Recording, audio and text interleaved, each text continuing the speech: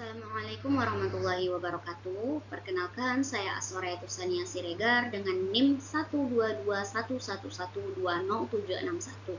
Di sini saya akan mempresentasikan hasil tugas dari mata kuliah pembelajaran IPA inklusif yang diampu oleh Ibu Giovanni Efrila, SPD, FPD.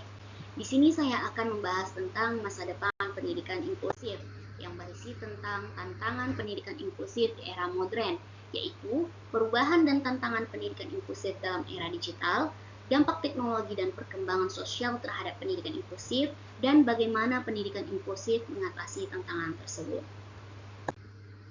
Pendidikan inklusif adalah pendekatan yang mengakomodasi siswa dengan beragam kebutuhan, termasuk disabilitas dalam lingkungan sekolah biasa atau sekolah reguler. Di era modern dengan kemajuan teknologi dan perubahan sosial membawa tantangan yang unik bagi pendidikan inklusif itu sendiri.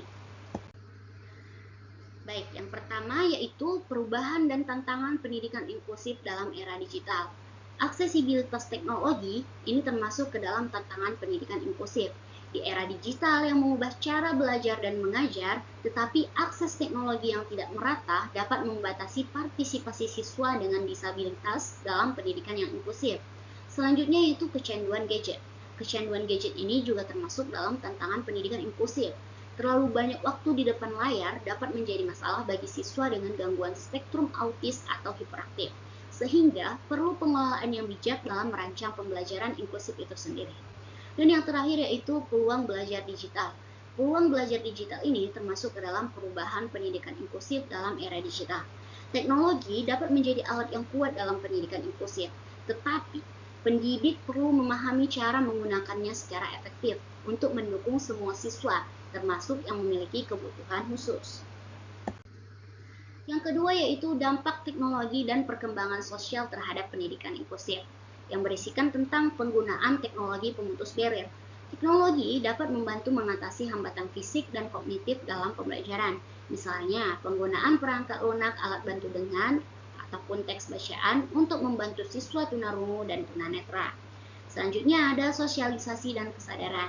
Media sosial dan platform online membantu dalam peningkatan kesadaran masyarakat tentang isu-isu inklusi dan keberagaman untuk mendukung penerimaan yang lebih baik dalam masyarakat.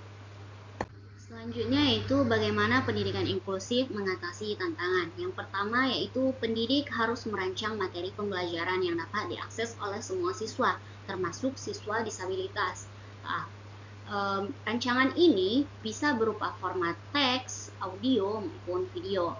Yang kedua yaitu guru harus menerima pelatihan yang memadai untuk memahami dan mendukung siswa dengan kebutuhan khusus dengan melibatkan teknologi dan strategi pengajaran yang lebih inklusif lagi.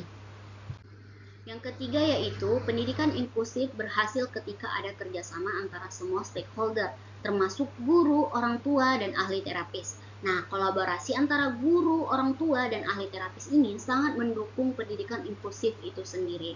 Nah, yang keempat dan yang terakhir yaitu kurikulum harus disesuaikan dengan kebutuhan individu siswa dengan pendekatan yang lebih fleksibel dalam merancang pembelajaran. Pendidikan inklusif di era modern adalah tantangan, tetapi dengan penggunaan teknologi yang bijak, peningkatan kesadaran masyarakat, dan komitmen, kita dapat memberikan pendidikan yang lebih baik bagi semua siswa tanpa memandang latar belakang atau kondisi siswa tersebut. Nah, semua materi tadi saya dapatkan dari referensi e-book Pendidikan Inklusif, Konsep Implementasi dan Tujuan pada bab 10 Masa Depan Pendidikan Inklusif dari halaman 171 sampai dengan halaman 174.